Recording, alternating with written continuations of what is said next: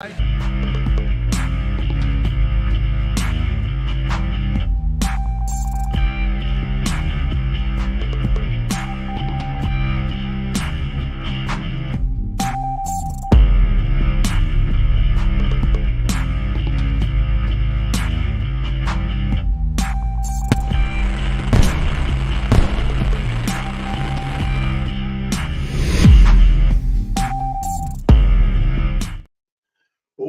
yeah, welcome to the show. We're still playing thing music, huh? Welcome to the show. Oh yeah. How you doing, Asylum? I'm doing all right. How you doing, Savage? I am doing good. We are 2-0 in preseason. We're getting ready for the preseason playoffs. Oh yeah. Oh yeah, can't wait. Can't wait for this next game and then for the regular season to start. Yeah. See if all this carries over and is actually not a fluke. Yeah, it's we're looking. I mean, I know it's backups versus backups and all that, but we're looking good, and we scored 34 points 2 straight games. Shout out to Bo Jackson.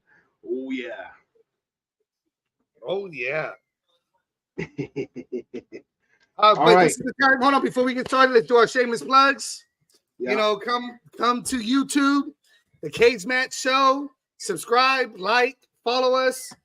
Help us get out there. The more you guys do this, the more we get out there to everybody else. The more we're out there, the more we get to continue doing this, which I know I'm having fun doing it. I believe Savage is out there having fun doing this. Oh yeah.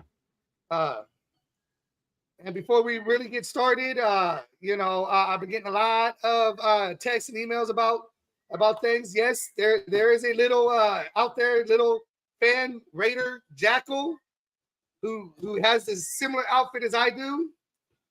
Just wanted to give him a shout out. Go follow him on Instagram. His mama actually got hold of me. What was it, last year? Asking if it was okay to do this. Not like they needed my permission, but they're trying to do everything the right way. They have my blessing. This is their thing. Raider Jackal, do your thing. One of these days we'll be able to get that picture together. Until then, if you guys see him out at a game, a tailgate, whatever, go get that picture. Tag me in the picture. Let's get this kid, Raider famous. Oh yeah, and like Violator used to, or like Violator always says, the kids, that's the future. You got to plant that seed to continue on Raider Nation and the young ones, like in Star Wars, the younglings. Yep. Showing the way the dark side. Young Jedi. Young Jedi, dark. Well, I don't know. We're on the dark side, so they're all Lord Sith Lords. Sith Lords, there you go. And in his case, I can't have him take the beer, but we'll have him take the Coke out of my hand. Yeah, the minute he takes the Coke out of my hand, then he's ready. The Coca-Cola. The Coca-Cola, yeah. Yes. Yeah, get it right. Not the Coca, the Coca-Cola. All right. We ready to go to the first question with that one? I'm ready to go to the first question. You ready to go to the first question? Yeah, let's talk some Raider. Let's talk some Raider stuff right here. Oops. All right. My bad. Let's go to the highlights first. There we go. All right, the starters. The starters got to play today. Or I'm sorry, on Saturday. Yes, and the only real thing we really wanted to see was Jimmy G, how he looked out there post-injury, post-foot surgery, in a Raider uniform. This is not necessarily our future, but our now. Our present, our current stopgap possible starter for the next few years. Yes, and he didn't look too bad. He didn't look too bad. I think he only played one series. Yes, 4 snaps. I'm sorry, 4 passes, 1 series. But as you saw there, I think we saw a lot there, though. I mean, you saw people falling at his feet. He didn't look scared. He didn't, mess up his throw. He was 4 for 4. What was it? 39 yards. Let's see, what was it? I think, yeah, 39 yards. 39, yeah. So I mean, that little dump pass, that middle pass he had was a little short, but he did have somebody falling in his feet. I'd like to see that a little bit more in the breadbasket. But other than that, I mean, maybe a little bit rust. He looked good. He was getting the ball out quick. He had command in the huddle. He had command on the field with the offense. The run game looked good. The offensive line was doing their job for the most part, except for the one play. Granted, probably would like to see him pass for a touchdown instead of running for that touchdown. What was his damn name? Who punched it in? Yeah, who punched it in? That was number 34. I know that. It was number 30.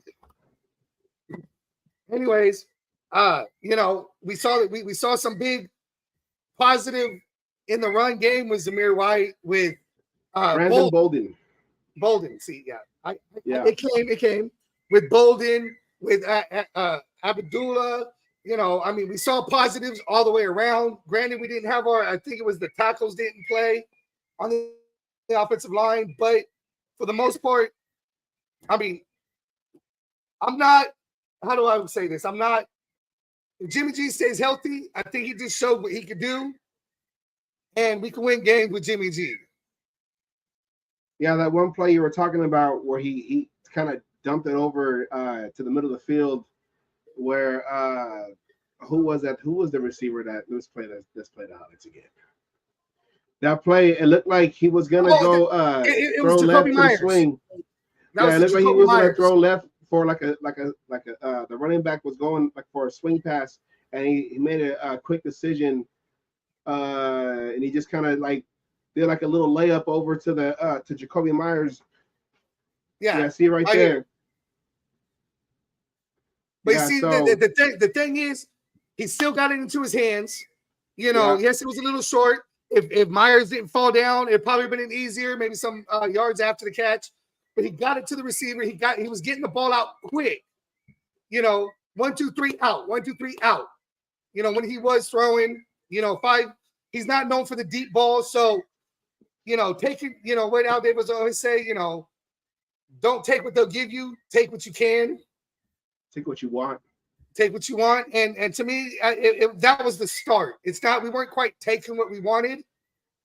But for one series, 4 passes, I'm content with what I saw out of Jimmy G so far. I mean, like I said, the most important thing, players falling at his feet.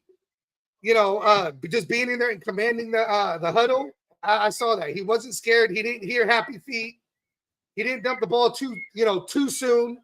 That short pass probably was because he threw it a little earlier because somebody was, at his feet, but he still got it to the receiver. And that's the important thing.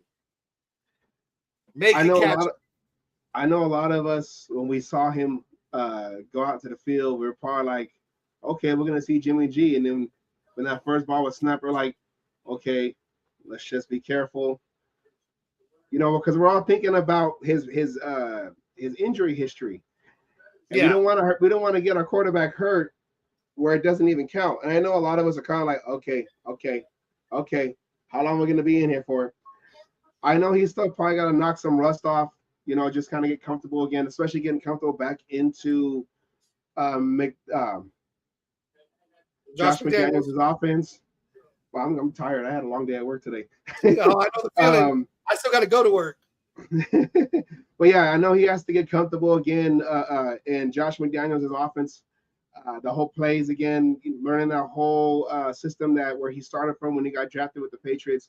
So I know it's probably just knocking some rust off, and they're not calling any exotic plays or any just a simple vanilla plays, preseason plays. So he looked good.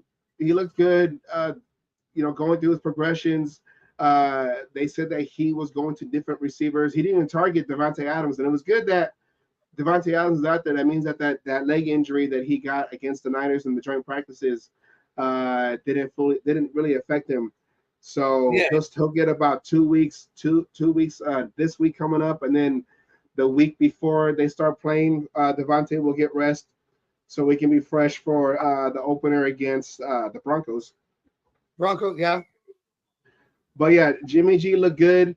The starters, you know, preseason is like it's a tease because you see your team out there, but you're not seeing the stars yet. It doesn't count and everything, and you just you're ready to start the season already, and to see the starters out there, it's just like a like a tease, and I don't know. I'm ready. I know we still got one more preseason game left, and we're not going to see any starters, just a lot of bubble players. But the way Jimmy G looked, I want to see how he, progresses after each series. See how he looks. When the game starts to, unravel and everything. I want to see how this, what a new quarterback in this offense, can we really put up points? Can we really light up the scoreboard? With everyone who's comfortable into the system. So that's what I'm ready to see. And he looked good. He looked good for everything that we talked about, the injuries. He only just recently started training camp. That was the first practice he got during the whole off season, and everything we kept hearing, other than a little bit of rust. And that's going to happen. I think he looked good. I think he's starting to get back into the feel of Josh McDaniels' system, and that's going to go a long way, I think, for him. That's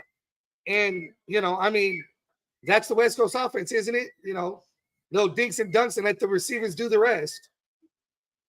Yeah, that's what it looked like, a resemblance of the West Coast offense. And even if, I always go back to, they say Jimmy G, like you said, that they say his arm, the long ball is not really his thing.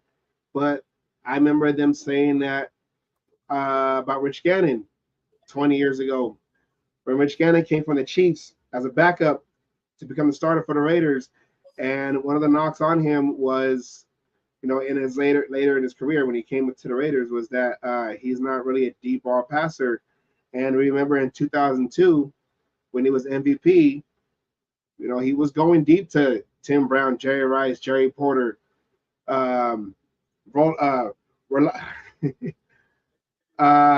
the title's name. Roland Williams. So he was going deep, and I think Jimmy G, once he gets comfortable, they're gonna take shots down the field. They're gonna take shots down the field, especially with the receivers we got. I'm not worried about the arm. I'm not worried about the arm strength. If we have a good running game to play action to keep the defense honest and have have a lot of them playing the line, maybe have them open routes for Jimmy G to start lighting up the stats. Yeah. Just a quick thing. Everybody who's on our Facebook pages, go to the YouTube channel so we can see your comments. I'm seeing comments on my page. We can't respond through YouTube, but we can we could respond through YouTube. We can't respond on the Facebook. But back to what we were talking about. Yeah, no, I agree. The run opens up the pass opens up the run. We know they go hand in hand. And if we keep the defenses honest, then we are going to sit there and continue moving the ball, scoring points. 34 points in the last two games. I think that's a testament to what our offense is capable of doing. And yes, the second stringers. Everybody talks about preseason. Second is this, third stringers that, fourth stringers this. These are all players that are going to fucking come in when somebody gets hurt. These are all people who are going to come in and do the job. Not to mention, if the second, third, and fourth stringers could do this, then the first stringers should be able to do this. And this is more to do with the game planning and the system that Josh McDaniels has implemented. And, in the end, putting up points. 34 points and holding a team to 17, to 10, to 7, we can win games that way. We're not always going to score 34 points. We know that. But if we have the capabilities of putting 30-plus points up every week, then we have a chance of winning a game every week. Yeah, and like you said, with the bench, it's kind of like in basketball. If you have a good bench that can come in to spell the starters and continue that same momentum, continue that same level of intensity, that same level that we're expecting every player to have to go out there and just make plays. We can do some damage even if it's next man up. We won't be too worried about dropping talent. Remember these youngsters, they come in and they, just like they're doing now, make plays, continue to make plays. We've kept both offenses and Niners. We kept them at 7, and that was only because of the drop or the hot potato interception that ended up in their tight ends' hands, and then we gave up that pick 6 on this game, week. So that was on the offense. So really the defense only really gave up 10 points. 17 points over 2 games. Yeah. I mean, and like you said, 10 points. Defense gave up 10 points. Yep. I mean, all we got to do is score 17, 13, we win. Obviously, we're showing we could do that with this offense so far. If the defense could step up, like you're saying, and continue playing like they have. Now, it's not always going to happen. We haven't gone up against certain other offenses that are a little bit more high-powered. But that's what I'm trying to say. If we could hold, the defense could hold to what is it? Usually about 17 to 21 points. You could generally win a game. Yeah, if we can not turn it into the only shootout I can see us getting into. Of course, playing catch up. Yeah, well, the only shootout I can see us going into would be probably the Chargers and the Chiefs. Other and teams, the Bills. Yeah, and the Bills. And the Bills. I see that one. Week 2, I can see that one being a shootout. Yeah, on the road. On the road. But if we could do what we need to do, keep these games close, we can squeak out some of these wins that people don't expect us to do. I mean, yeah, okay, sounding like a homer right now, but it is what it is. It's off season. I mean, if we keep games close, if our defense can keep us in the game and not give it up, that's what I liked about these last 2 games. We've not only got the lead, but we didn't let up afterwards. This is what we've been bitching about last year with McDaniels. We get the lead, and then we, let our foot off their throats, and then they come back and win. This year, so far, yes, preseason, but still, it's shown we put our foot on that throat, and we keep it there. We keep it there until the clock hits 0. If we get the points, we get the points. That's actually been our second half of games, whether it's halftime adjustments or we're trying to run out the clock on the start of the third quarter. But that's always it's been kind of our Achilles heel, because even in the last couple of years of this last John Gruden era, we'll have a good lead going into halftime, and then we'll start to peter out towards the end of that game, and we will have close games, but we have the talent to put teams away, no matter how good these teams look on paper or what they did last year. We have the talent to put teams any given Sunday. We can put teams any away. Given Sunday. That's why you play the game. Yeah, we just need to keep that same intensity from the first half, take that into the second half, and close out games. And I'm hoping that with this squad, a lot of the players that were here last year got tired of, still have that bad taste in the mouth with the Cardinal game, with what was the other? I know the Cardinal game stands out the most because we were up. It was like 20-0 or something like that. And then we came back. The Chiefs game, we were up 17 points. The Chiefs game, the first game against the Chiefs. Up 17 points. The Thursday night game against the Rams, when we had Baker Mayfield who just walked off the plane. The Colts game. The Colts game. But Matt Ryan still running. With Jeff Saturday coaching his first fucking time, and we got beat by an interim coach. Yeah. Not even an interim coach, a first-time coach. That was his only win that whole season. I think we're starting to see. I think we're starting to see the players buy in to what the coaches are saying. To McDaniels on offense. To who's our defensive coordinator? I just drew a fucking blank. Patrick. Thank you. Into that defense, to Crosby being a leader. I mean, Crosby out there, we only had 1 sack on the defense this game. And who was the first person on the field to congratulate him? Crosby. I mean, Crosby's taking on a leadership role. We got people stepping up. We got people going in key places, position coaches. And I think players are starting to buy into what our coaches are saying. I'm still not sold on McDaniels. He's not my first choice when it came to coaching choices, but he is what we have. And in the end, I'd rather see it succeed under McDaniels than try to do everything else.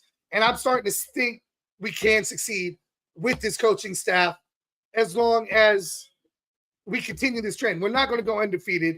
I'm not that delusional. As much as I always say every year, we're going undefeated. We're going to knock the Miami Dolphins off that perch as the only undefeated team.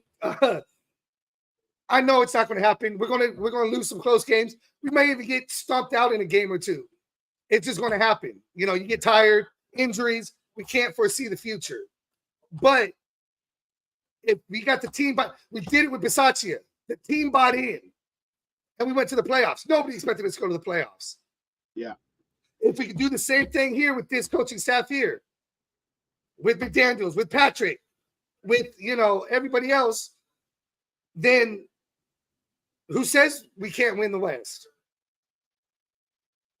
Everybody on ESPN and all other national news, sports news broadcasts think that we're going to be 4th place behind under the team that we have swept the last 3 years, the Broncos, because Sean Payton is in there. They think that we're going to be last place. The only person that doesn't think that, Rich Eisen, he said we're going to be in 3rd place. I'll take that. I'm not gonna shoot for 3rd, but at least we got some people out there. We've always been the underdogs, and when it comes to the Raiders, they love being the underdogs. We'll be under the radar because 2016, that year, we were supposed to be in last place. We weren't supposed to do what we did, and we came out there and punched everybody in the mouth. If it wasn't for that Derek Carr injury, who knows where we would have ended up? Yeah, that was the worst Christmas ever. Yeah, I agree. I was there for that game. It was heartbreaking. Yeah, when Derek Carr got twisted around on that game against the Colts, I was still working at my package delivery job, Purple and Orange, and I was making my last delivery. I was listening to the game on the radio, and I had my last delivery. And right when I heard that, I almost threw the box on the street as I was walking up to the house because I was so mad when I heard on the radio when Greg Papa and Tom Flores were like, "Oh, he broke his leg. He broke his leg." And after that, I went to my uncle's house, and people there were like, "Why do you? It's Christmas. Why do you look so sad?" And I'm all like, "Didn't you watch the game?" Yeah, I remember that. I was there at that game. It happened right in front of me. It happened right in front of me, and you could swear you heard that leg snap. You could swear he knew what happened, and that kind of took the wind out of our sails. I mean, it's like Lorenzo Limmer says, that whole stadium got quiet. There was no reason for him to be in that game at that point. Yeah. When that happened. But yet again, the whole point, we're kind of drifting off here. The whole point, we were underdogs that season, and we come out and punched everybody in the mouth. When we were super underdogs 2 seasons ago, and we came in and, like you said, got into the playoffs, almost beat Cincinnati. So we can make noise. I like when we're counted out. That's when we do the best. That's when we make a lot of people's heads turns, when we're already counted out. So maybe this season, maybe AFC Championship game. Did I say that? I think I did. Hey, you know what? Season hasn't started yet. We can say whatever the hell we want. It's preseason. Nothing matters. Nothing matters except, you know what? Unless you lose and it's only preseason, but when you win, you're going to take it. Well, from starters to backups.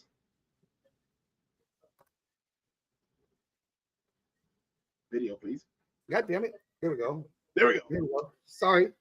Is there a real, it's preseason for us too. Is there a real battle for the QB2? I know Hoyer was brought in to be, you know, a reliable backup behind Jimmy G, because we all know, and we're gonna, you know, not to keep saying it over and over again, but Jimmy G, you know, he does have his injury history. Hey, full season, all he's had is one full season that he's played every game. Yeah, and you know, with Hoyer, you know, he's been in the league for, I think I said 15 years. But I don't know. The rookie, Aiden O'Connell, roll that footage, please. Thank you very much. Aiden O'Connell, in both games, has been lining up. And this one, I like this game when he came in the third quarter, because they had him thrown. Yeah, he had some, not controversy, but he had some. Everything didn't go his way. You know, he had to prove himself. He had to pick himself up from bad throws. His first throw, incomplete. You know, but that didn't stop him. He had adversity. Adversity. Thank you. That's the word I was looking for. You know, he had adversity in this game, and he showed that, you know, he could shake it off. Things didn't go. It didn't happen. Is there a battle for QB2? No. I think it's O'Connell's job to lose. So you're saying O'Connell is going to be the QB2, and I think right now O'Connell is QB2, Hoyer is QB3, and because of his play, if O'Connell comes out and balls out in this final game, I think Jimmy G is going to start the season. We know that it's going to happen. Nothing's going to change in that aspect, but I do believe he shortens the leash on Jimmy G. If he comes out and balls out again, I think Jimmy G has a short leash, and if he can't repeat what he did in the preseason, and he's coming out and falling on his face, I think he gets yanked quick and O'Connell goes in. I think he's shortening that leash, and he's putting his foot in the door right now for the QB1 position sometime this season. Deja vu all over again? Is that what you're saying? Deja vu all over again? No, deja vu means he wins the starting job and starts week 1. If he throws 4 touchdowns against the Cowboys, I don't know. That's what happened against the Seahawks in 2014. The last person to wear that number 4 jersey. Yes, Lorenzo, I agree with you. If we start the 2 first games with the win, it sets the tone for the season. The first 2 games are going to be, the first game we should come out with that W, but going to the Bills, and if we could pull that win out, that's definitely going to set a tone. That's going to be a steal in there. But back to our question, like I said, O'Connell, I think it's his job to lose as QB2. I think he solidified it with this last game. Hoyer, if you want to call him highlights, he had a few good passes, things going. He had a good 2-minute drill at the end of the second quarter. The second quarter. But other than that, he threw a pick 6. He couldn't get the ball in the end zone. We had to settle for field goals. This is really, Hoyer, I said this before. I believe it was last show, maybe 2 shows ago. I believe Hoyer was brought in to hold a clipboard and help teach O'Connell. And I think it showed. I think O'Connell is QB2. I don't think there's a battle. I think it's over. I think it's done. It's O'Connell's job to lose. If Hoyer ends up QB2, is because O'Connell came out and fell flat on his face and showed a rookie quarterback. I know. I see what you're saying, and if we are going by, I guess by talent-wise, O'Connell should be the number 2.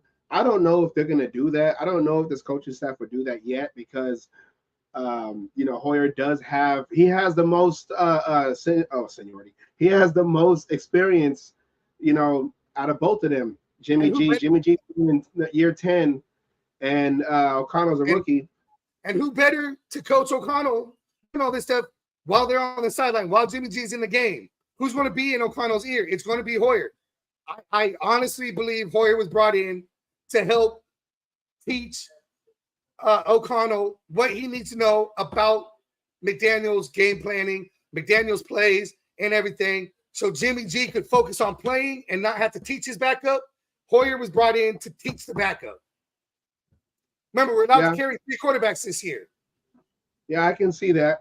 I don't know if they. I mean, O'Connell, and you know, one of the things I thought about the other day was, what happens if, and I'm not trying to put no bad juju out there, hypothetically speaking, what happens if Jimmy G has a bad game, he comes out flat on one game or whatever? Let's say, well, I can't even say, let's say it's at home. If it was in Oakland, I can see this happening. But what if, like, Jimmy G comes out a little flat, or he thrown, let's say, 2 interceptions, no bad juju, and the crowd is cheering for O'Connell because of how he looked in the preseason? Because Jimmy G wasn't the popular pick after we let go of Derek Carr. I know that that McDaniels wanted Tom Brady. That didn't happen because he retired. But Jimmy G wasn't really on the radar until he got released by the Niners, and then it became like an obvious second choice because of the system that he knew that he was drafted in. But everyone loves O'Connell, and I think what I'm kind of afraid of is the pressure on Jimmy G, being that he's going to be our starter, the pressure of O'Connell being on his back, you know, right there to take over if he does mess up. I think with Hoyer, wow. I think with Hoyer. I think with Hoyer, he was brought in to basically, like you said, be big brother in the quarterback room to O'Connell. I don't know if they thought O'Connell was going to be this good. He did have a lot of praise in mini camps before they got into training camp and got into the preseason, where we all can see how O'Connell played. He does play with a lot of confidence. He does play with a lot of poise. I say talent-wise, yeah, he should be the backup, QB2. I think possibly if Jimmy G was to get hurt in the middle of the game, they're probably going to throw in Hoyer because he's like the safe bet for this coaching staff to throw him in there and at least to try to close out the game. But I don't know. I say he should. I say he deserves it. But I don't know if this coaching staff would do that yet. I think they want to let him sit behind and just learn everything and see everything. You know, a lot of these. That's always ideal. But at the same time, if he's born, I mean, he seems to have picked up McDaniel's playbook, and it's showing. So competition breeds success. You either play good or the next man behind there, you know, and this is a fire into Jimmy's ass. That's the way I look at it. Yes, if he's failing in that first game, you know, maybe late in the fourth quarter, they put O'Connell in there just to, you know, so you don't break Jimmy's psyche a little bit. But, you know, in all honesty, he better come out that next game and succeed, because, you know, who says in the third quarter, if he falls flat again, they don't give it to O'Connell, and then O'Connell comes back and, you know, maybe we don't win that game either, but he all of a sudden brings us back and puts it within one score of being able to win that game. Okay, well, how about this question then? We're going into this last preseason game. Who do you think will be playing? Because Chase Garbers is really just a camp arm. You're gonna have 3 quarterbacks. You know, they have the new rule now where you can dress 3 quarterbacks, and that last quarterback won't be a hit to your 53-man roster. Yeah, he'll be that emergency, you know, backup quarterback. So I don't see Chase Garbers being on this roster, on the active roster, or making it on the 53-man roster. But if that's the case, who do you think plays in Game 3 against Dallas coming up this weekend? Do you see Aiden O'Connell playing the whole game? Do you see the same thing like we saw this past week where Hoyer started the first half and O'Connell closed out the second half? Like, what do you think they'll do in this last game? Because everyone, O'Connell is making national news. Yep. Everyone, with all he to come out of the draft as of right now. Yeah, out of all the hype ones like C.J. Stroud and I don't know, Anthony Richardson and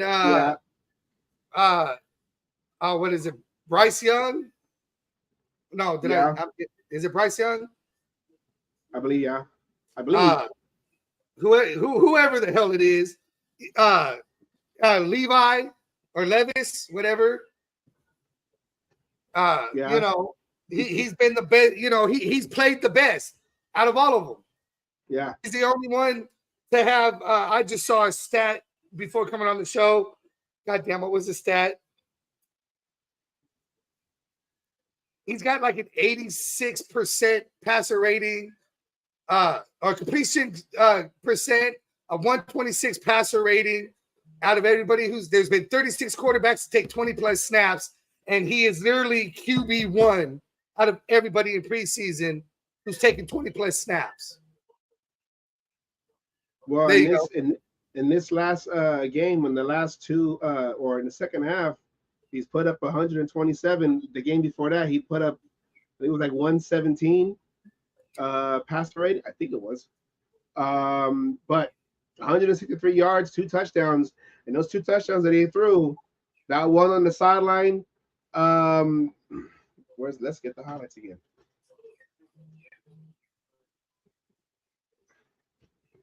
But like I said, or like we were talking about,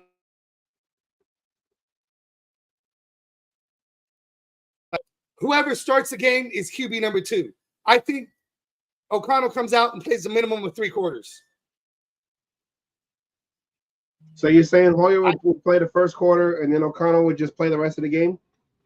No, I think O'Connell comes out, plays quarter 1, 2, and 3, and then Hoyer comes in and mops up. Maybe even Gerber comes in and mops up. Well, I don't know if they would play Chase Garbers because he's most likely not going to make the team. And I'm not saying he'll probably be practice squad. Yeah. Like he was last year. You might be right. He might not play anything. And it might, like I said, maybe O'Connell play the whole fucking game just to get him the reps. But I think if we start the game in Dallas and Hoyer starts the game, most likely on the depth charts, Hoyer's going to be number 2. Whoever starts the game is our QB number 2. Yeah. I think it's going to be O'Connell. I think O'Connell has solidified it. Like I said, it's the only way he loses it is if he comes out and falls flat on his face. I'm talking about 4 picks. Can't get the ball past the fucking 5-yard line, and he's done fumbled it 4 times. Then he loses that QB2. I think QB2 is his. It was his before preseason started, and he just solidified he just justified McDaniel's thought at drafting him in the 4th round, actually trading up to get him in the 4th round. And he turns out to be possibly the 2nd steal of the draft. Right? I mean, it's looking that way. Ja'Cory Bennett, they're saying, is our first steal of the draft. And right now, O'Connell, which I saw on another podcast, I don't want to see this AOC bullshit. No. We're going to start calling him the Irish Cannon. So, even Boldinger, what did he call him? The second coming of the Mad Bomber, Daryl LaMonica? Change his number to 3 then. You know, hey, that'd be badass right there. I go buy a 3 jersey. But you know, and then him, I mean, he's got a connection with Trey. Oh fuck. Tucker, Thank you.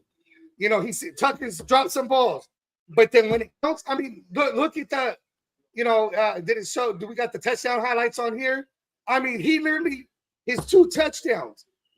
The one, yeah, he put one that to Cam Sims, yeah, on the Sims, side. he put the ball only where Sims could get it. It was Sims' job to get his feet down. He did. The second one to Tucker. Oh, I'm sorry, Wilkerson, which I didn't realize that, you know, he got let out allegedly after dealing with the cops and everything, you know, assaulting the police officers, as you know, he did in the replacements. You know, apparently he got let out and he's on our team now. So let's go Wilkerson. You know, we're all for Wilkerson. Anyways, he led that receiver. That ball was only, oh yeah, you know, and that was a toe drag swag moment right there. Mm-hmm. You know, Nate Burleson should have been proud of that one. If he was still on Good Morning Football, that would have been on there because, I mean, he led him to the point. Ball was in hand, foot completely down, and he was able to drag that toe, you know, the whole way until he was out of bounds. That's leading your receiver. That's something you don't see. You only see out of the greats. You know, a lot of the greats are the only ones. Sorry, hold on. Yeah, and like you said, like O'Connell, he leads the receivers, so they don't have to really adjust too much when the ball comes towards their body. They can just continue their stride, and that's what on that last touchdown you're talking about with Wilkerson. It was just like a smooth. He caught the ball 2 feet out of back, or you know, 2 feet back of the end zone. Easy touchdown. And if you look at when O'Connell's throwing those balls, he has no doubt his receivers are coming down with that ball. No doubt. You know, he's putting that ball, he's throwing those in windows that, I mean,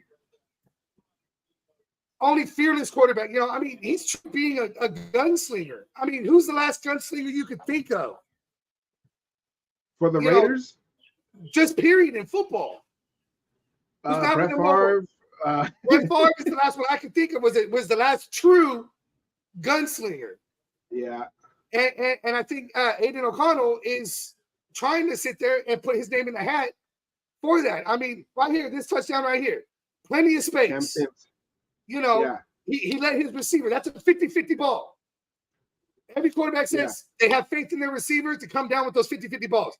He had faith right there. He put that ball to where he can, no bobbles. I mean, that was good coverage. I mean, it could have easily got popped out, but it didn't. Sims came down with the ball and did what he had to do. Yeah, it's one of those. It's either going to be a completion or an incompletion, not necessarily an interception. Not a turnover, but it's not going to be a turnover, and you got another chance, you know, to go at it. Is this the other touchdown right here? Oh no, you showing flags now, huh? By the way, we didn't have too many of those either. I'm proud of our team on that. But you know, on that last touchdown that he threw, I mean, that's what you want out of a quarterback, you know, late in the game, coming down, driving down the field, and to have faith in your receiver, you know, to do this right here. I mean, look at that. 1, 2. And he had possession the whole time. There was never any doubt if he was going to be able to catch that ball. The only way that gets broken up is he didn't see a defensive guy coming from the other direction. But there was nobody close. There's a couple plays which we should have given to you to cut up when he threw it into triple coverage. Triple coverage, and the only person who was able to get there, you know, the hands that it was at was the receiver hands. That was the play right before that touchdown. You know, he has all the faith in the world in what he could do, and if he would have thrown a pick, I fully expect him to shake it off and throw that exact same ball a second time. And I think, you know, coming in, well, I would say coming in, he's not the, you know, probably a lot of these drafted quarterbacks who, you know, drafted first round, I don't know if there's pressure on them because they are the first rounders. They're going to start. So maybe they're playing with a lot of nerves. But Aiden O'Connell coming in, he was a fourth round. he's just playing. Just he's just playing. He's not thinking about, oh, I'm gonna get benched. I gotta play good. He's playing like he's playing freely, like he's been in the league for a while, for a couple years. He's doing what he's done his whole football career. He was a walk-on in Purdue. He was ninth on the depth chart at Purdue. And then he came in and finally got the starting position. He's got the confidence as in put the ball in my hands and I'll make the plays. And he's showing that confidence. Pride and poise, no pressure. No pressure. Pride and poise. There you go. Like I said, he's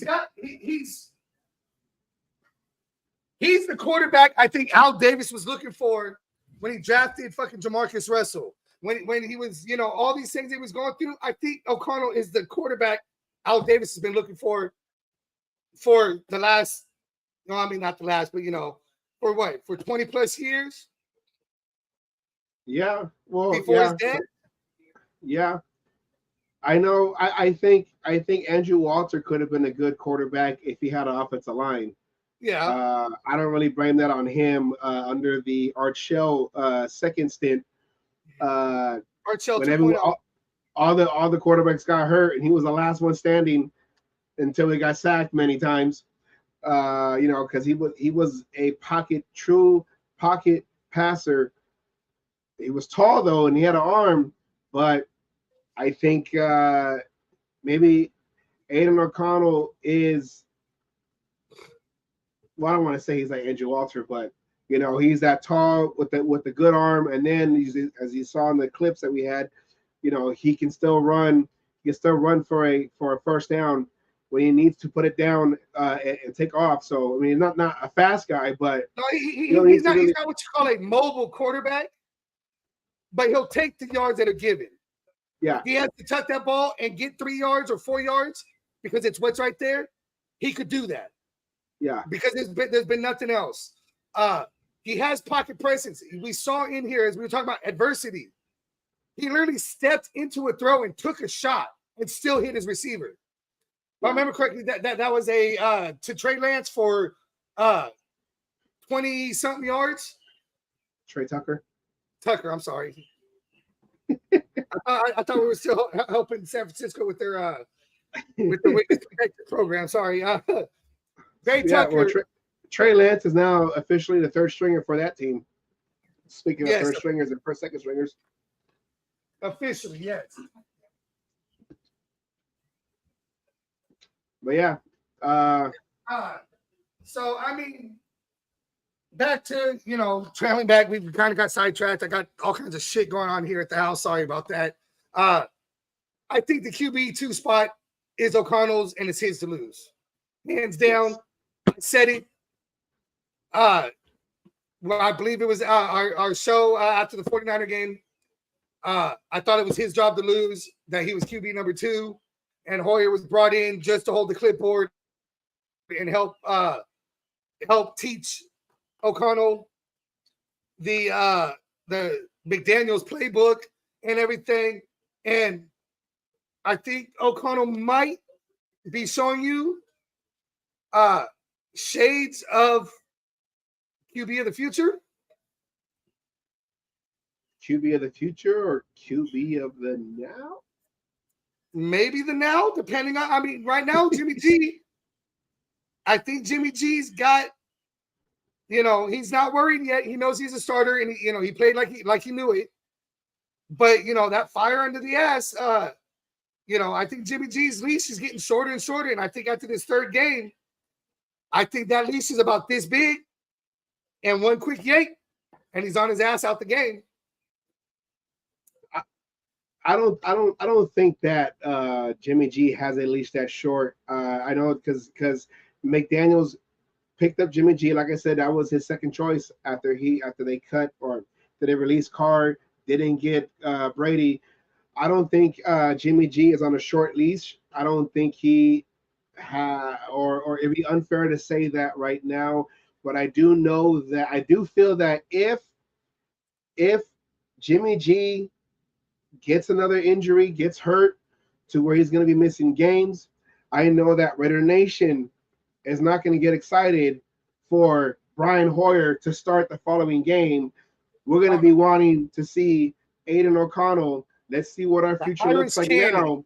Let's get it started. This is the opportunity to see what we have against a starting defense with our starting offensive weapons. So, from offense to defense.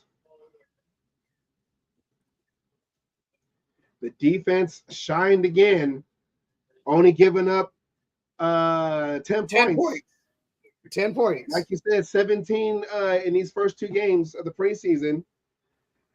And they also, we had an interception last game. We had 2 turnovers last game. We had another interception this game. That one going to the house for 50 yards. For 50 yards, yep. Well, this defense, they gave up some. They gave us some long plays, but there was more of a bend but don't break defense. There's the pick 6 right there, Palomau. But the way this defense looks, like you were asking, like you said earlier, is this the defense looking better?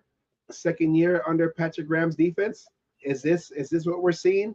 Is this what we're hoping to see our starters look like on game 1? I think so. Yes, there was shades of the game where I kept thinking, oh God, here's the Raiders defense that we know. This is the Raiders that we know. But what I ended up seeing is they'd give up that big play. And then what would they do? They'd make up for it. They would turn around and get the stops. They would turn around and make the tackle in the backfield like you saw with Bolden.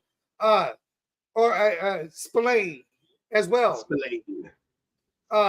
They give up that big play, and instead of letting it define them and getting in their heads, they came back and said, all right, you got that. You beat me on this one. Try it again. And then they wouldn't give it up. Like you said, they eventually, that whole bend but not break. Now, you do that too much, you're going to lose games. I'm sorry, that's prevent defense. And there are teams out there, quarterbacks out there who could pick that kind of defense apart.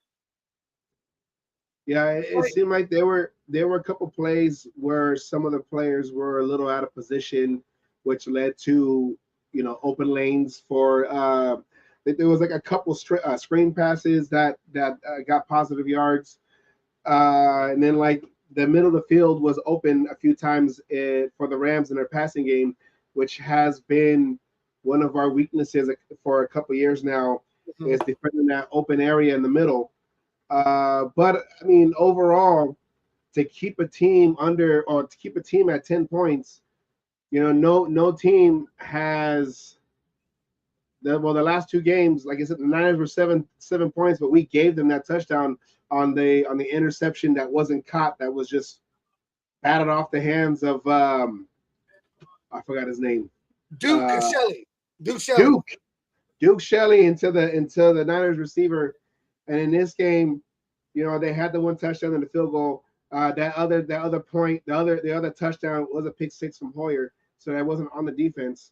But so do we say we really only gave up 10 points? I say that the defense gave up 10 points. Yeah, the team gave up 17, but defense gave up only 10 points. I'm talking about between both games. Are you going to take that Duke Shelley? Well, then, yeah. I mean, because that was one of those fluke. I mean, that doesn't always happen. That was a player in the right place at the right time. It was pure luck is what it was. Do we take that away and say the defense over 2 games is only giving up 10 points? Yeah, well, the opposing offense has earned 10 points. Okay, so the defense did basically hand that touchdown off to the Niners. It was, like you said, it was a fluke play, and that's the thing. We got to try to get these interceptions that are in the hands of the players. We gotta shore those hands. We gotta get those in, because that stops that gives our offense another chance to score, but with good field position, and it stops their momentum. We gotta bring those in. Like, let me see. Let's go to the one. And the important thing is it gets our defense off the field. Yeah, like there was a play with the Meek Robertson when he had that ball. That was another pick six. It should have been another pick six. Yeah, but yeah, and he got at least broke it up. Got the hands on the ball. You know, I mean, the picks are always great. Don't get me wrong, the fumbles, but when we could sit there and like right here, stop it behind the line of scrimmage or right at the line of scrimmage, really. See, right there. Right there, you know, he should have had that. I mean, if that was a receiver, that should have been had. Hit him in the hands, hit him in the shoulder pad, but it slows down the opposing offensive momentum. If we get those turnovers, it gets our defense off the field and keeps them fresh late in a game, because that's been a problem of ours, where our offense goes 3 and out. Our defense spends a lot of time on the field, and in the fourth quarter is where we gave up those leads and ended up losing a game. If we keep our defense fresh, when you got people with motors like Max Crosby, Tyree Wilson, possibly, Chandler Jones, you know, when you got those motors that don't give up late in the game, but they're fresh, that makes it even harder and worse for that opposing quarterback, that opposing running back, you know, who thinks he's about to have that big break because he's been pounding the ball all day. And then we come in and stuff them. You know, what we didn't talk about last game, the first one, we had 2 fourth down stops. Yeah. You know, they tried during the regular season last year, if it was a fourth down, they went for it. It could be 4th and 20, and we gave it to them. Here it was 4th and short, and we stopped them. That's because we have fresh legs, good motors, you know, people buying in. If you keep the defense fresh, you change that momentum. When those fourth downs come and they're forced to do that, we can get in there and have the confidence that we're going to stop them, keep the ball back, and put some points on the board. Yeah, and I mean, and we have to remember that this is preseason. These are backups on backups.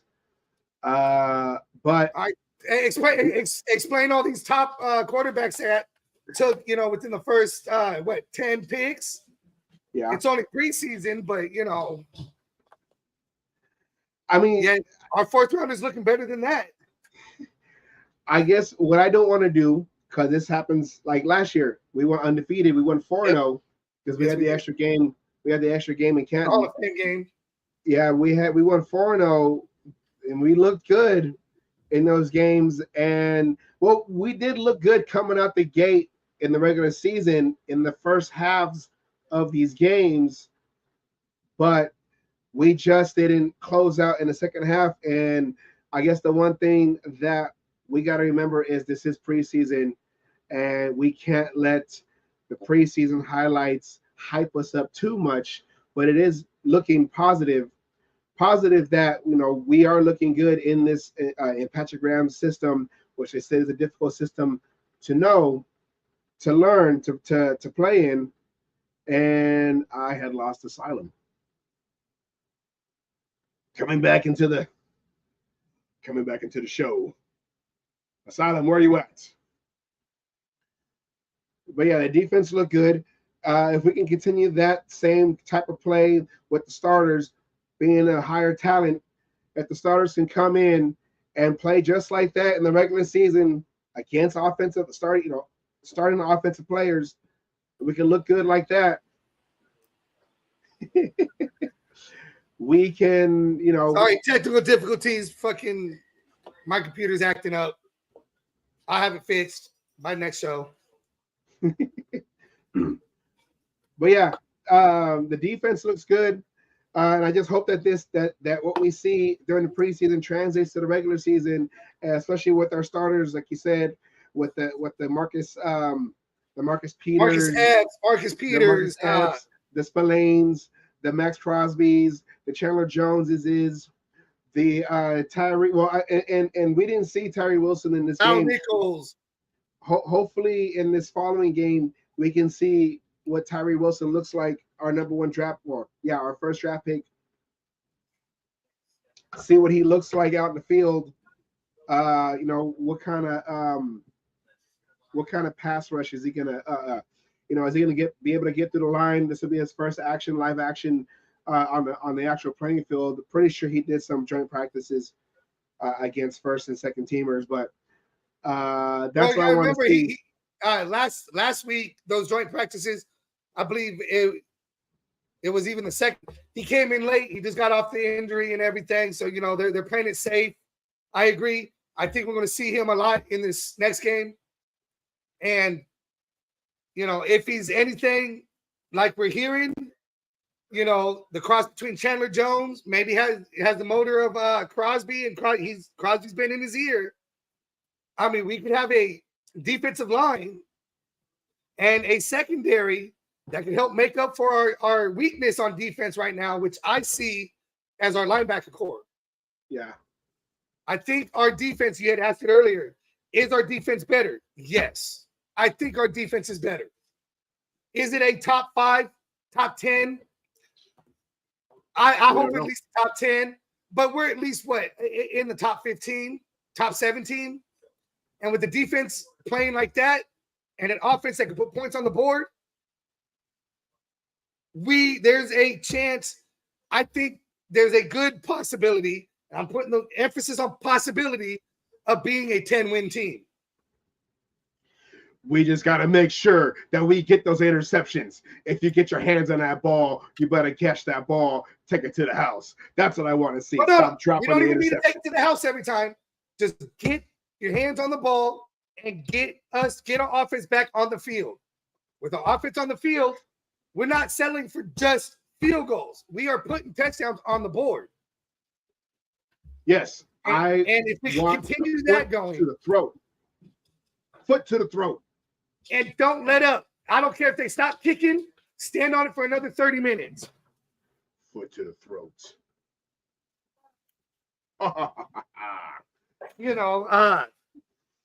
Don't give up. Don't sit there and just don't get complacent and comfortable just because you're going into time with a 17-plus point lead and let them come out and punch you in the mouth. Punch them in the mouth and keep hitting them. I can't wait for when the Raiders play the Chiefs. I want to see the Raiders break Mahomes' other ankle. Break them both. I want to see Max Crosby. I want to see him get his revenge on Patrick Mahomes. I want to see a Max Crosby and a Tyree Wilson sandwich with Mahomes as the meat. I can't wait. Okay, that's speaking of regular season talk.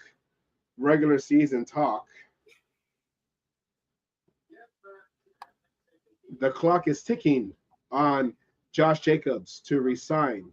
He can't get anything higher than the tag. No, he can't get anything longer than the 1 year tag. He get more. We could put incentives in and signing bonuses and stuff like that. He could get more than the 10 mil or 10.1 mil, whatever it is. But he can't get anything longer than a 1 year contract. Yeah. So with him out, and we've seen many running backs. We've seen Sincere, of course, Zamir White, who is the one standing in the doorway, hoping to get his starting opportunities. Williams. But have you seen? Has there been any? Brandon Bolden has any running back? Is there any threat to JJ to Josh Jacobs when he comes back? Any running back you've seen threatening his position? Okay, if JJ comes back like everyone's expecting him to do to play for the season, no, I don't think anybody's threatened his starting position. Now, as we talked before, you wanted to see a running back come in and put up JJ numbers. Well, I don't think JJ is going to come in and put up JJ numbers this year to start. I think he's hurt himself by sitting out. Granted, he's not injury. He's going to be fresh, but there's still rest. There's rest for running backs. There's rest for any play. I don't care what your position is. He hasn't been hit. He hasn't done anything like that. But as far as the starting job, RB number one, if he signs his tenure, no, he's RB number one. And really, RB number two is up in the air. I think Zamir White could have it. I think Williams could have it. I think really we have that running back by committee. Anyone could take that RB2 spot and spell him. Now, if he holds out, I think we're okay in the sense of this last game showed we can move the ball in the run game. We can score touchdowns in the run game. Zamir White had a big run. Bolden had that touchdown run for, 11 yards? To close out the first series. To close out Jimmy D's, series. Yeah. Third and short. All the running backs could get that first down. We've proven running back by committee. JJ is not having him is not going to kill us as a team. It's going to hurt. I'm not going to say that. We're not going to get, some of the runs that he had. He was getting yards after the hit and, the juke moves and everything and getting bigger yards. He's good at that, and we do lose that a little bit. But when it's 3rd and 3, we have a running back that can get that first down, and we're not worried about it. If it's, we just need to keep moving the chains and running the ball and eating up time, we got the running backs to do that. They're getting positive yards. Yeah, I think with Zamir White, I think it's unfair to judge him by the 2 games that we played, because even though he played with the starters in this first series, they wasn't the starting offensive line that was out there. So I believe it was the 2 tackles were not our starters. Yeah. So then there were a couple times where there was a defensive end or an outside linebacker that was able to shoot into the C gap and stop Zamir White right when he got the handoff from whether it was Jimmy G or Brian Hoyer. He did play the full first half. Now he did look better though this game. You have to admit, Zamir White did look better with that starting. We'll put it in quotes, with that starting offensive line. Yeah, he did look better than he did that first game. Well, I think when Josh Jacobs signs, he should be here. He should be back before the Bronco game. I think Josh McDaniels is going to try to do a quarterback by committee, because that's what, and I don't like to keep saying this, but that's what the Patriot way is a running back by committee. You have your running back, and then you have your pass catching running back. And Zamir White, I believe, has the better hands compared to or Josh Jacobs. So even if, let's say, worst case scenario, Josh Jacobs does not sign, I think if he holds out, I think they are prepared for a running back by committee. You're gonna have your thumper, you're gonna have your shifty one, and you're gonna have your swing pass running back. So they're gonna have different guys in there. The defense won't. With Josh Jacobs back there, the defense has to account Josh Jacobs, especially in play action. So I don't know if they'll have that same kind of respect for our run game, unless we, start making positive plays. Well, Abdullah, that's where I saw Abdullah step up though, on those screen plays and everything. Yeah. Granted, it's not no Josh Jacobs. Josh Jacobs is a player who could do all that, who only struggle that I could see is truly picking up the blitz. Yeah. That's Josh Jacobs' biggest knock. He's done better. Don't get me wrong. He's done better, but, he struggles at that at times. Josh Jacobs, if it was up to me, yes, I want him on the team. I want him to start. He's a player, and then he just makes all the other running backs better because they're coming in to spell him. He's taking the majority of the reps and pounding that offensive line and making it easier for the next running back to come in. But let's say he does what he feels he has to do and holds out. I don't hate him for it. He's doing what he has. He's doing what he feels is right. More power to him on that. I think the running back by committee, and I think this last game showed it, and I think we're going to see it this game against the Cowboys as well, is the running back by committee is there. And as long as we don't become predictable by Abdullah's in the game, it's going to be a screen pass. Zamir White's in the game. Oh, we're going to hand off. As long as we don't become predictable, I think the running back by committee, even though it won't be quite as good as having Josh Jacobs in there, is not going to hurt us because the rest of the offense, I mean, I'll call this a high-powered offense. We can put points up on that board. We got receivers. We got two quarterbacks that could get them the ball with Jimmy G and the Irish Cannon.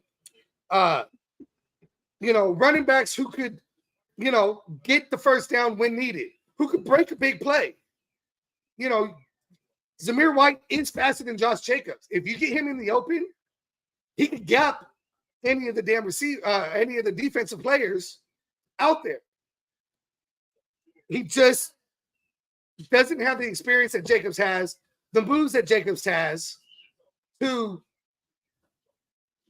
get open, break those ankles, or, get the yards after the hit. He's getting yards, a couple of yards after the first contact, but Jacobs was getting 5 yards after contact.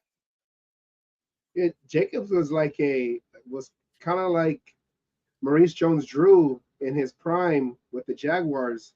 Small back, but hits hard, gets, he can break through. Not necessarily the fast, like you said, not the fastest running back, but he can break through and get some big yards.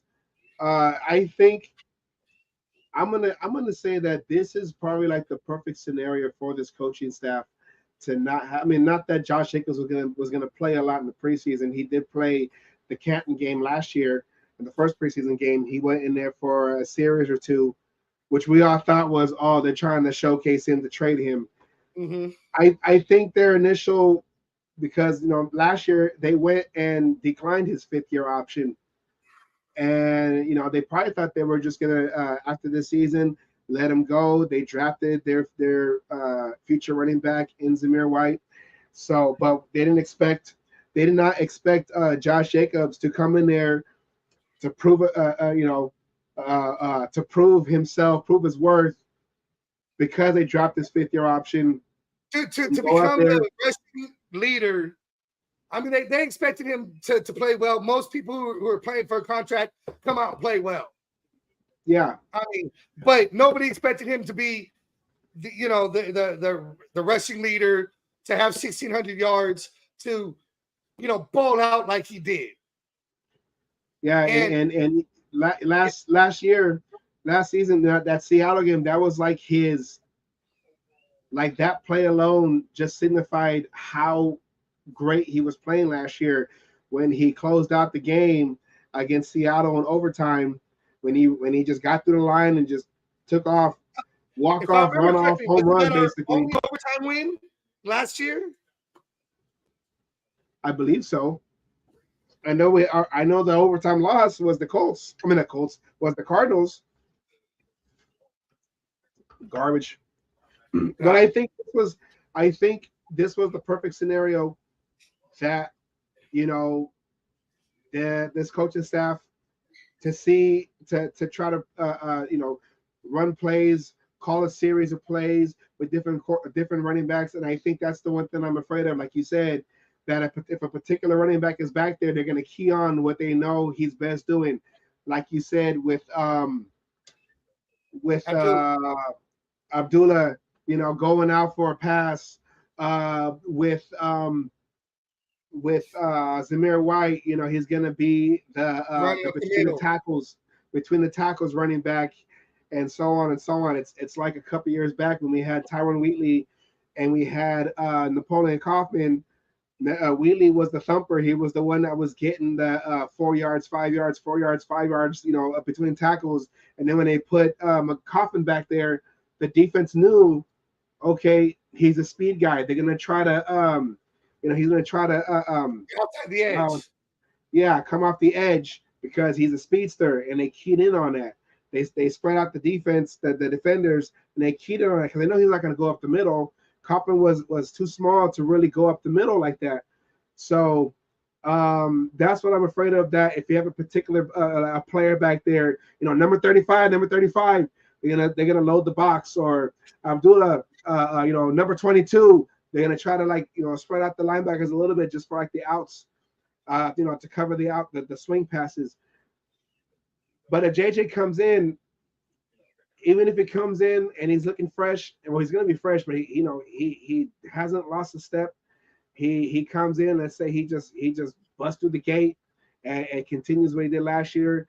I don't expect them to have him out there 99% of the snaps like last year. I think they're still going to try to implement a certain running back by committee. I agree. Running back by committee. I think there's going to be at least some form of running back by committee. Now, JJ resigns, he's going to get a majority of the touches. But like you said, 95% of the time, no, I think he gets dropped down to 60 to 70% of the touches. And everybody else is going to get their opportunity to showcase and prove their point in this, which, is fine. I think JJ Sipp could still come out and earn his contract that he wants. And this is his year to do it. I think he needs to just, after this game, sign his tenure, come in, get some practice, get some time in, do what he needs to, and hopefully can come in and at least help the team and get positive. He's not going to have no big game, I think, for his first, couple of games. He's not going to have no 200-yard game, anything like that. And he could just prove us all wrong and say, hey, I'm going to reset the running back market by myself. And the only way to do that, though, is to get that rushing title again this year. I think for running backs, it's hard to repeat. Like, who was the Derrick Henry had that with the Titans when he had 2,000 plus. I think he was close to the record for the most yards rushing yards in the season. I don't think he broke it. I think he was no, he didn't break it, but he was close. Yeah, he was less than 10 yards from it, or less than 10, 15 yards. But then I think he got the big contract after that, and not that he became mediocre, but he didn't get to that height like he did that one season. The following year, I think for running backs, it's hard to stay on top like that, because running backs, it's not a how they say a devalued position, like they're saying, while the running backs don't get a lot of big contracts like they used to.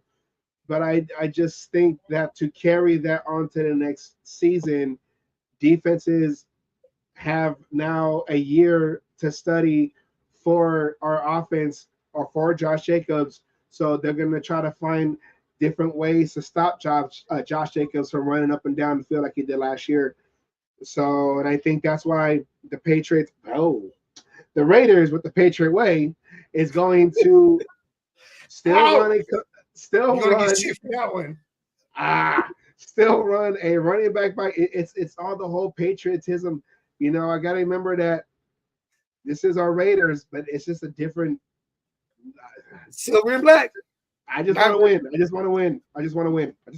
Just win, baby. I'm with you there, but I know what you're trying to say. Yes.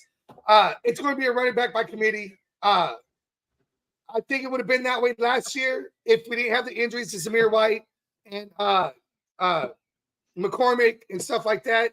I think it would have happened. I think those injuries is what helped Josh Jacobs get all the touches he did. And now with everything going on, it's not going to be a punishment. It's just Josh McDaniel's way. This was the plan to begin with. It's going to be, you're going to get, so many touches. You're going to get so many touches. You're going to get so many touches. and whoever becomes the hot hand for that game is going to be the one you see the most in the game. If Josh Jacobs has an off game, but Zamir White or McCormick or Bolden all of a sudden got hot,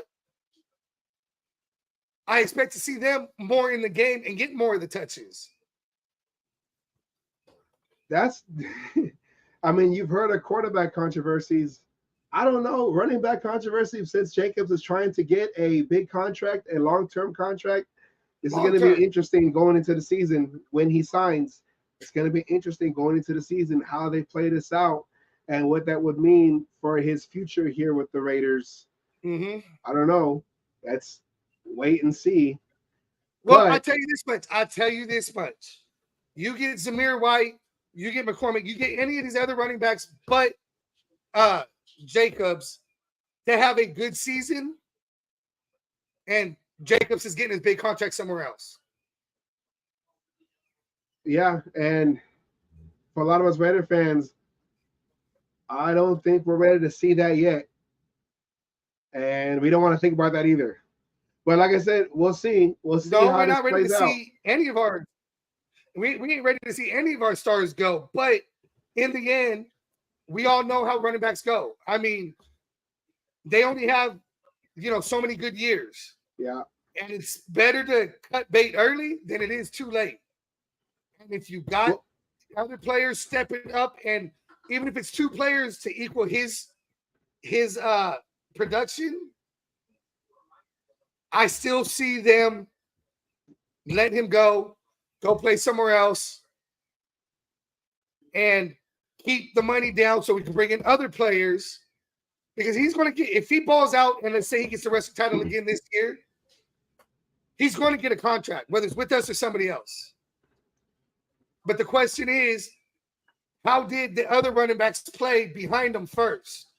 If they did not play up to the standards that they're wanting, he gets that contract with us, probably 2 years, 3 years, guaranteed big money, whatever, and with an easy out for the Raiders to that. That way we could draft, find our, the replacement. If Zamir White, McCormick, Bolden, Williams, if anybody has a big year and is at least step for step just behind them, be prepared for Josh Jacobs to play for another team. With Josh Jacobs, when he does sign, he's going to get his opportunity to continue what he did last year.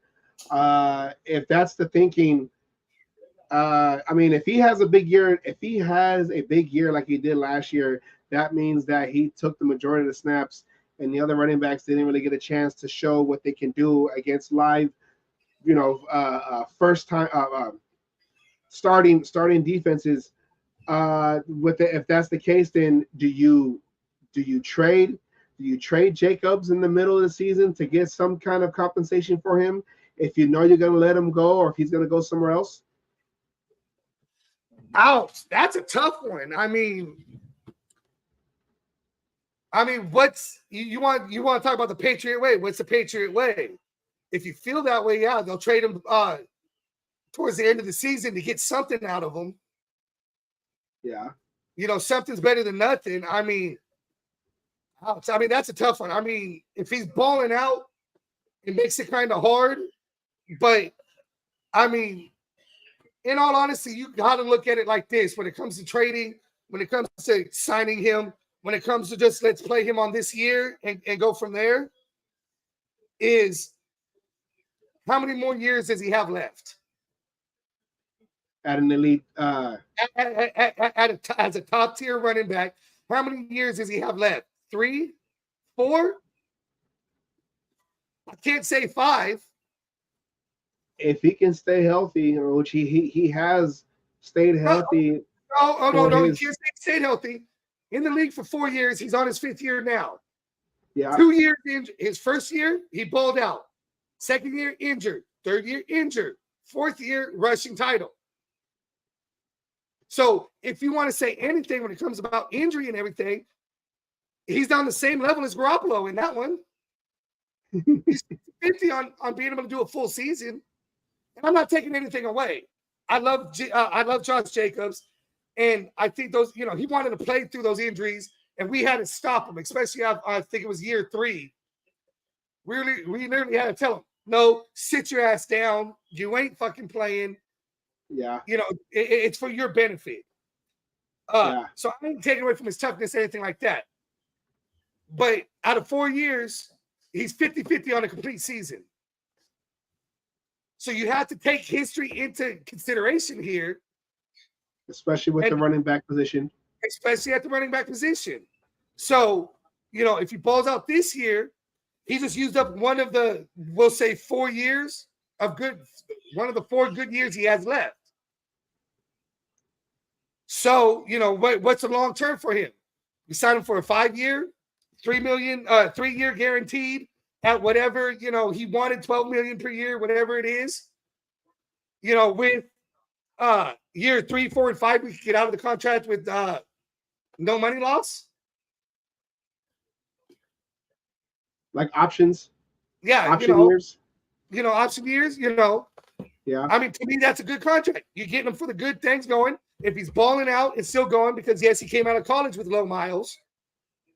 You know, then you have your options there, but you also have options if he's balling out at the end of his career to turn around and trade him with team control, which other teams love, and maybe get a first, second, you know, whatever, a top pick for him, get something out of him. You know, or do you just let him ball out this year, play for a contract with another team, get what you can, and focus on moving on from him? Yeah, and like I said, that's something we're going to see how it plays out if and when he does sign and gets on the field with the other running backs. I don't think he's holding out during the regular season. I know he commented on it on somebody else's post. And, you know, when they said he's coming back, I have a feeling he signs his tenure and is ready for week 1. Yeah. Because that's his best option. If he holds out and during the regular season, it didn't work out so well for Le'Veon Bell. Oh, yeah. It didn't work out when he held out for the whole season.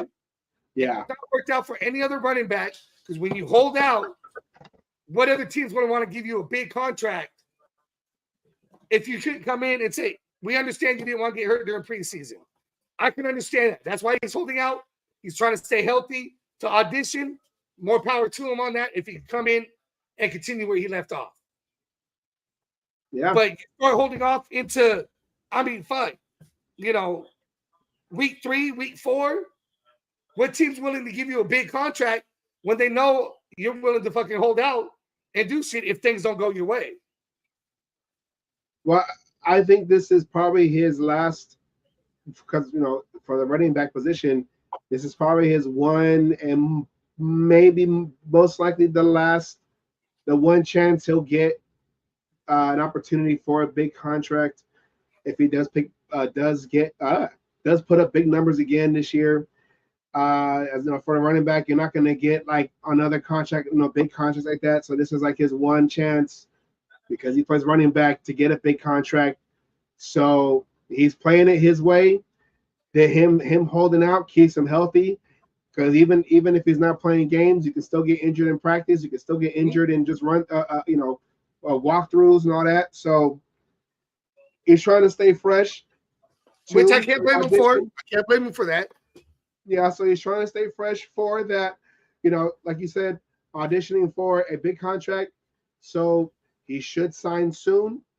How close to the opening, to the season opener? That's yet to be seen. Hopefully, it's within the next. Taking side bets on that? What's the bet? I don't know. Side bets. When does he sign? This next week or the last week of preseason or right before the first week of the actual season? I say he signs after the fucking the last preseason Dallas game. The week of that Monday through Friday, somewhere in that time frame, is when he signs. I heard someone say on the radio that maybe he's just waiting to see once they cut down the roster to the 53-man roster, then he'll come in and sign his 10-year That's the 29th. Yeah, we'll see. We'll see. I don't. I'll say he'll Get Josh on sign. your phone. That's it. We need answers. Somebody get him on the phone. We need to talk to him. We need the answers. When's he going to sign this damn tenure? I'll say he signs the week going into the first game. The week of the first game? Going into the first, so 1 week. Yeah. So basically that bye week between pre and the regular season. Isn't that the same week I'm talking about? That's the same day. That's the same weekend. So you're saying Saturday. I'm saying Sunday. All right. Speaking of Saturday, this Saturday coming up, we have no video for this, so whatever. But no video. What the hell? No video for this one. In the last preseason game against Dallas, what are you hoping to see? What are you looking for in this last game? It's going to be a lot of bubble players, a lot of hopefuls. Some guys might make, some of these hopefuls were long shots to make it, and then some of them who played good can see them getting cut, going into hopefully getting them back onto the practice squad or seeing them go somewhere else.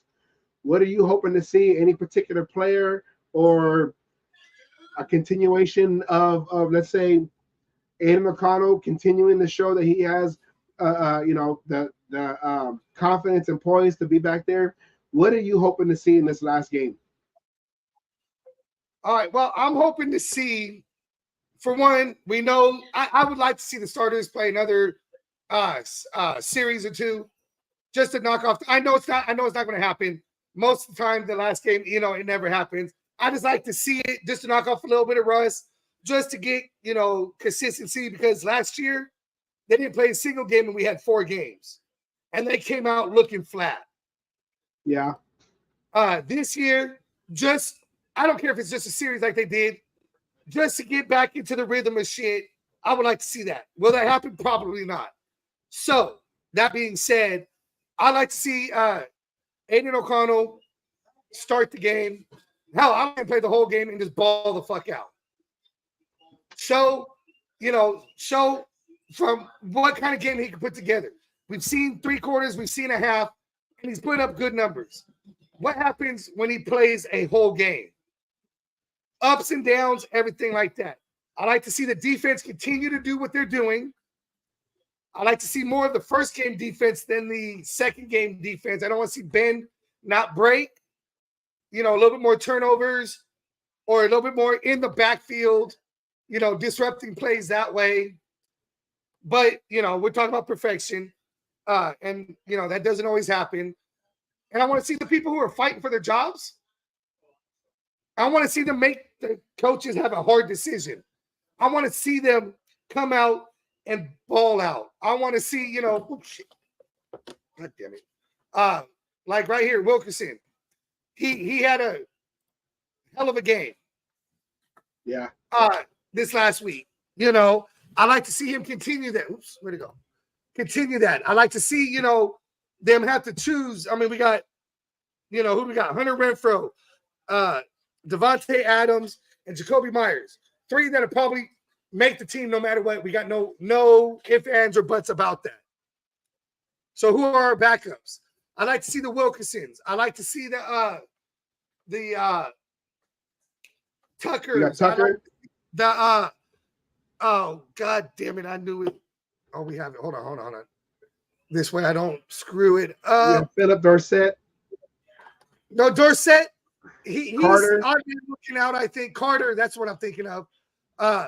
Carter, I think Tucker and Carter, I think they make the team as special team players. I like to see Dorsett. Dorsett is he's supposed to be the speedster. He's supposed to be the speedster. And I just think he's been shadowed by the bigger names. Overshadowed? Yeah. By the bigger names. I'd like to see, now if it's, like I said, it all goes. I'd rather have tough choices and coaches, people who are getting cut off the team because of not necessarily bad play, but so-and-so was just, numbers was just that much better. I want the coaches to have a hard time when it comes down to cutting to the 53-man roster, all because of this last game. I want players to come out and make the coaches' life difficult. Not by play on the field, but do we keep him? Do we take the chance of cutting him, going through waivers, him not getting picked up so we can put him on the practice squad? Or do we not take that chance and ditch him, here and get rid of somebody else? I think Amik Robinson's on the outside looking in. I think he's gone. And I was gonna say, I feel that same way. I feel like he didn't really show. He's coming in last year, he started a lot of games because of injury, and for them against that, was it the Bronco game when he was making all them plays? Yeah, I think so. After that, he kind of came down to earth, and he was so throughout last year. And then this preseason, that's why, and I like him. I like Amik Robertson. And if you would have got that interception and took it to the house, that probably could have solidified him having a spot on this roster. I do feel the same way that he might be on the bubble right now because you have, the free agents that we brought in, like Marcus Peters and Epps and Epps. Yeah. And, I think the same way. I think that Amik Robertson he has to show out on this last game. Maybe they already made the decision. I don't know. But, you're going to have Hobbs coming back 100%. He's supposed to be. Starting. We know Epps, Peters, and Hobbs. Those are the starting in the secondary for sure. We know those are starters. They're going to have Hobbs inside corner. So slot corner. I think with the receivers, what I want to see, because I've seen it a little bit on this last game, I don't want to say it's a battle, but you've seen Tucker taking back punts and kickoffs, and you've seen I just said his name Carter. too. And you've seen Carter. Making some plays in special teams. And I know Carter, he's more of a veteran coming from the Chargers, I believe. So he could be the right now for that. But Tucker, a rookie, he showed that he can have that role too, and maybe bust one through, take it to the house. Tucker's got the speed. Tucker's got the speed. Yeah. Yes, they keep talking about his hands. He's had some drop passes. But he's also been in situations that he's had passes that I haven't seen a lot of rookies be put into. Yeah. Having to lay out to get it. Having to be, fighting a DB of the caliber of the NFL in order to get his passes. O'Connell on his first one, just flat out overthrew him. Wasn't his fault. I agree. I'd like to see that battle. I might keep both of them for special teams. I think both of them, if they make it, is strictly because of special teams. I think both of them will make it, especially the rookie. I think he'll make it. I think so. I hope so. We're going to have some hard choices, plain and simple. There's going to be people cut that we don't want to see go. We thought they've had good, seeing in preseason and everything. I just want this final game. I want the team, obviously I want the W only because, for one, I already got a bet on the game. But two, it's that momentum. Yeah. Yes, we won all of last year. We came out, and I think the only reason we came out flat like we did last year was the starters did not play a single fucking snap. And they come out in that first game, they look like they didn't play a snap. Yeah. This year, it's been different. I'd like to see him come out and go. But this momentum, this showing, everyone's saying it's preseason. Overlooking us because we won in preseason, coming out and punching Denver in the mouth like we've done. Punching the Bills in the mouth like we've done. Or like we've done, like we need to do. I'm sorry. Yeah. Like we need to do. Coming out and, Pittsburgh. We should be able to do that. You know, we should be able to squeak that win out, especially being our first home game. The Chargers, we always go 1-1 with them. You know, let's sweep them this year. Green Bay, they got a new quarterback. It's not Aaron Rodgers. You know, New England, of Jordan course, Love. that's a dream. You know, a dream win to be able to beat Bill Belichick. You know, Bears, Lions, New York. You know, the Waller coming back. Let's beat. You know, I see a bunch of games that we could possibly win, all by coming out and punching them in the mouth, all by these tough decisions by the coaches, because it's that preseason game saying this is the person that we need to keep because we saw this. This is the person we had to let go. We put it on the practice squad. Not to mention, you know, whoever else gets cut. This is that time of year where other teams got to make the same hard decisions. And who are they going to bring in based off of who's been cut before? Yeah, I think that they are still in the market for more linebacker depth. But I agree feel 100%. I feel that the receiving core, that's the one that has a lot of. I mean, because you have Devontae Adams as a starter, of course. You're gonna have Jacoby Myers is probably gonna be opposite of him. Then you're gonna have the slot being Hunter Renfrow. Hunter Renfrow. But you have to remember, Myers is also known for playing the slot. So you go back and forth with that because Renfrow, on the year that he broke the record for the amount of catches in a season, technically wasn't always playing in the slot. So you got both of them jumping back and forth between slot and the number 2 position. Yeah. But you're also gonna have now, you know, keep going. Sorry. So we got those 3 are guaranteed starters. Yeah, you'll have Philip Dorsett probably come in. You know, you think Dorsett makes a team? I say I'll be surprised if he doesn't. I've heard good things about him in practice. Yeah, Keelan Cole, I think, might get cut. Cole, I think, gets cut. I say they keep Carter and they keep they're going to keep Tucker because that's their draft pick. So I say they both, like you said, special teams returners. But everybody else, Chris Lacey, I haven't seen nothing really from him. Cam Sims might be on the bubble. That's a hard one. And I think your guy. I think Sims makes practice squad.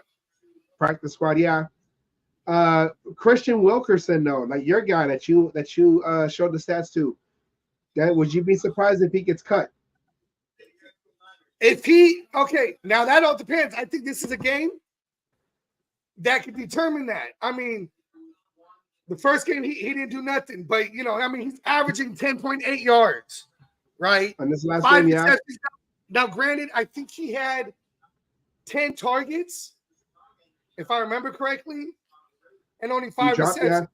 He dropped a few. It wasn't all his fault, but the tough catches he made. He's also a Patriot, former Patriot.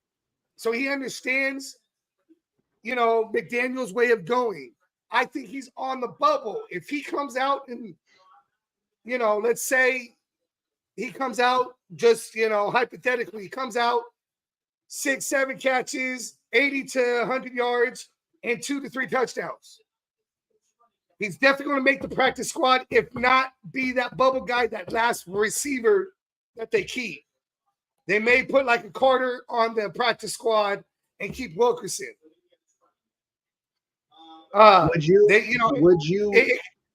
It go either way. I think this is one of those games he needs to ball out this last game in order to keep that spot.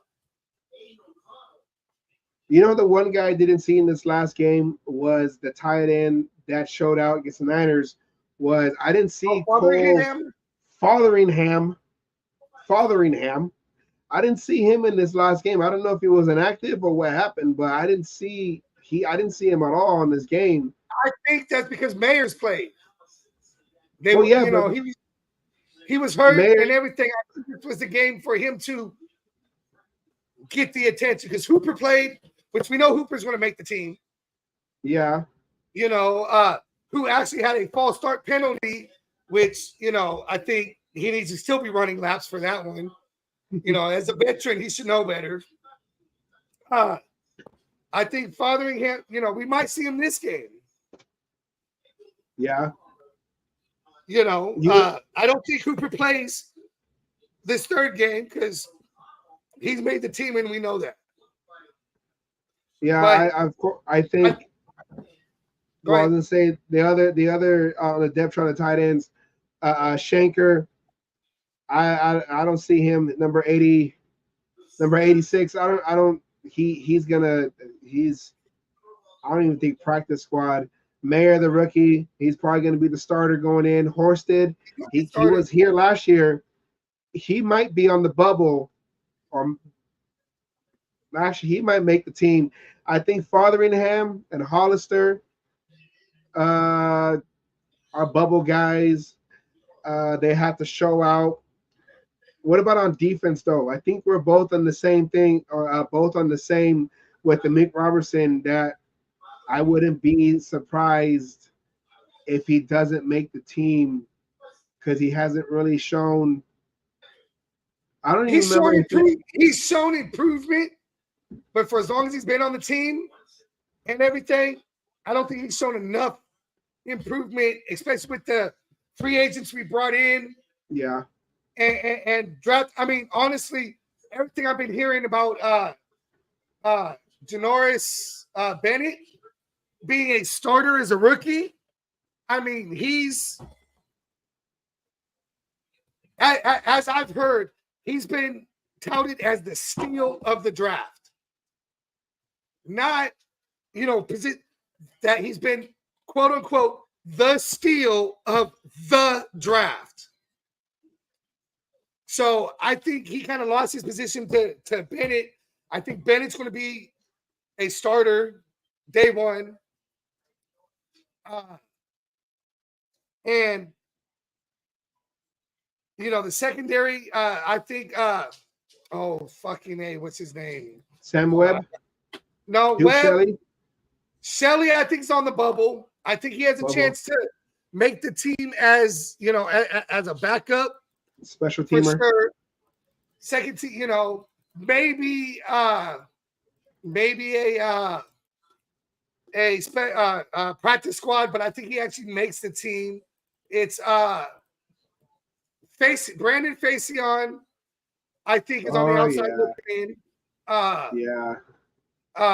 Even though we had him last year going, I think with Bennett stepping up like he did, I think it really puts him in a spot. And who's the other guy we got? Oh, I'm looking right now. Hold on. What about Sam Webb had the interception? No. Sam Webb had the against the Niners. He had the interception. Yeah, he had an interception. Yeah. Is he a bubble guy or does he make the team as special teams? Possibly special teams, but I think he's a bubble guy. I think he's going to fall into the special teams / practice squad. What about? So, do you think Webb beats out Robertson if you have to pick one? If you have to pick one or the other? Yes, I think Robertson. As much as I even liked when we drafted him and everything. I honestly think. Hold on, Dixie, shut the hell up! Damn dogs! I swear. I think Robertson's been on the team long enough that unless he balls out this last game, it's going to be really hard for him to stay on the team. Now, I can see him being practice squad if somebody else doesn't want to pick him up. But I think if Webb has a chance of beating out Robertson in this game for a practice squad, not practice squad, but a special team spot at best as a backup. I think it's there. I think Robertson, I mean, he's got to have the game that everyone's expected him to have. You know, when he came out, he's got to ball out and be a shutdown. You know, to be able to shut down, and I just don't think he's quite there. Now, here's the question: Duke Shelley. I saw him a lot in the Niner game. I didn't really see him too much in this last game. He was in the last game. He had some plays. Does he make the team? Does he practice squad, or does he just flat out get cut? Is he with the Meat Robertson? I think they'll probably go Duke Shelley over Robertson, because I haven't heard too much positive news. I haven't really heard any news coming out of camp about Robertson. So I don't know. Except for that almost pick last game. We showed the highlight, the almost pick. Yeah. But, like I said, to make team, to solidify yourself on the roster, you got to make those. You got to. Well, okay, but Duke's the one who batted the ball to the San Francisco player for the touchdown. Yeah, but you heard a lot of positives out of Duke Shelley from camp. So I think he'll beat out. Possibility of being a shutdown corner. Yeah, I think he beats out Robertson. What about a linebacker? I like the rookie Bernie. He did a lot of he showed up a lot in the Niner game. I didn't really see him too much in this last game. I don't know. A lot of the guys that stood out in that first game against the Niners, I didn't really see too much from in his second game. So I don't know. There's a lot of players that they gotta get out there and go. I think that's where this third game comes in. The people who stood out first between the two games are going to get the playing time to prove their point. And then later on in the game, the ones who start the game early are the ones of have a solid, however much time you play, you're on the team. The guys later on are sitting there, in the third and fourth quarter are the ones that you need to come out and ball out. Otherwise, you ain't going to fucking be on the team. The hopeful linebackers, Divine Diablo, Spillane, the rookie, I think all make the team. I think what's going to end up happening, huh? Masterson? Yeah. Yeah. I have a funny feeling we're going to pick up a couple more linebackers out of the ones that are cut from other teams when they drop down to the 53-man roster. I think that's what they're going to do, just to get more depth in the linebacking. Because like you said, we're kind of small in linebacker too, size-wise. So I think they'll probably go and see who's on the waiver wires after all the cuts are done from all the other teams, see who they can get to come in and be a part of the linebacking core. But what about at let's say D tackle? Tillery? Does Tillery make the team?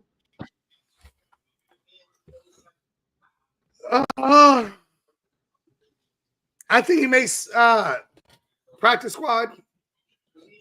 Tillery? Yeah. Well, there was a lot of talk. Yeah, go ahead. Oh no, it's just there's a lot of talk, but I mean, we got a lot of people on that defensive line. Yeah. Going. He's got to beat out a Bilal Nichols. He's got to beat out.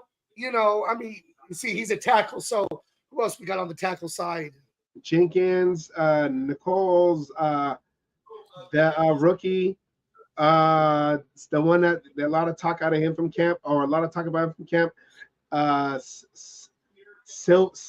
Silvera, Nasty Nesta, they call him. Oh yeah, okay, yeah. I say he's a practice squad for sure. He's going to go that. He's got some people to beat out. I mean, Maybe a couple of the rookies make the practice squad and he makes it in instead. I think he's kind of on that bubble right there. I think Tillery comes back. I think Tillery comes back because, he's familiar with this defense.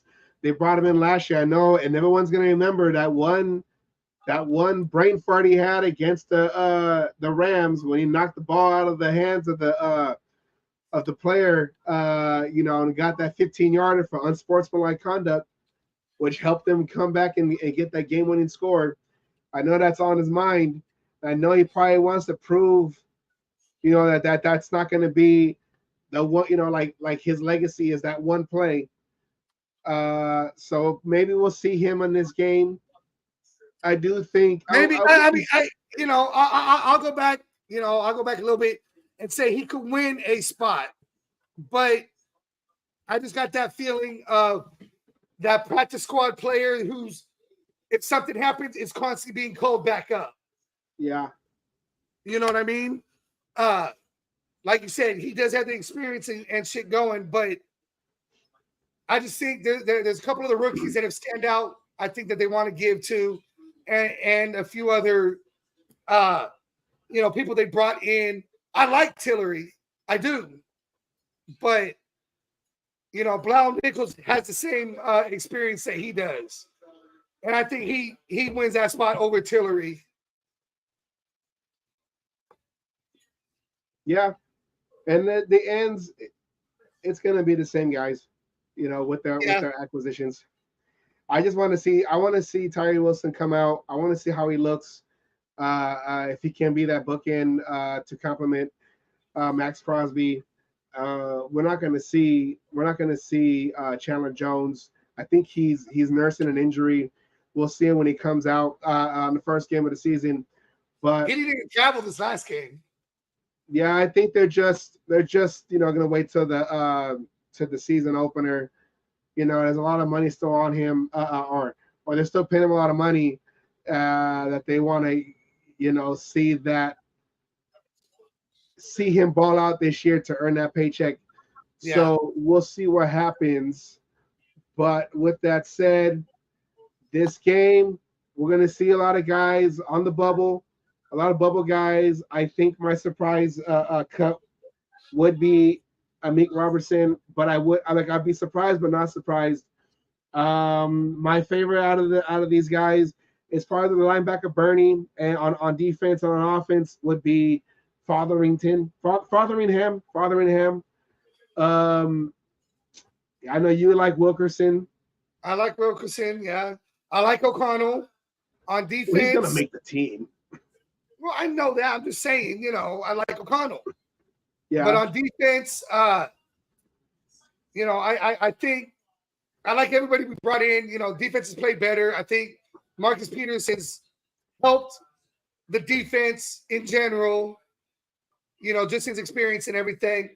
I just hope we can improve the linebacker core. If we can do that, then I think we have a solid top 10, top 15 defense.